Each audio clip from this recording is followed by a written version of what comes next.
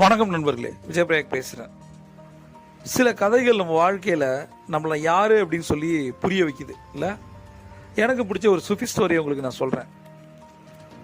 ஒரு ஒரு லேடி சொர்க்கத்தோட பழங்களை தேடி அலைஞ்சிக்கிட்டே இருக்கா அங்கேயும் இங்கேயும். திடீர்னு ஒரு சுஃபி ஞானியை பார்க்குறா. அங்கே ஒரு கேள்வி கேட்குறா, எனக்கு சொர்க்கத்தோட பழங்கள் எங்கே கிடைக்குன்னு சொல்ல முடியுமா அப்படின்னு. 2 ஆப்ஷன் இருக்குது அப்படிங்கிறார் அவர். என்ன அப்படின்னு அவர் கேட்குறா. ஒன்று, என்னோட இரு, உனக்கு பழம் கிடைக்கும். 2வது, தேடி பயணிச்சுட்டே இரு, ஒரு நாள் அந்த பழம் கிடைக்கும்னு. இந்த பதில் அவர் சாட்டிஸ்ஃபை ஆகலை. அவரை விட்டு விலகி அவரோட பயணத்தை தொடர்றா.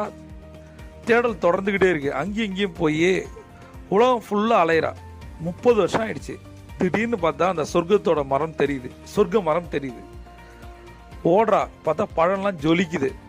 கீழே பார்த்தா 30 வருஷத்துக்கு முன்னாடி அந்த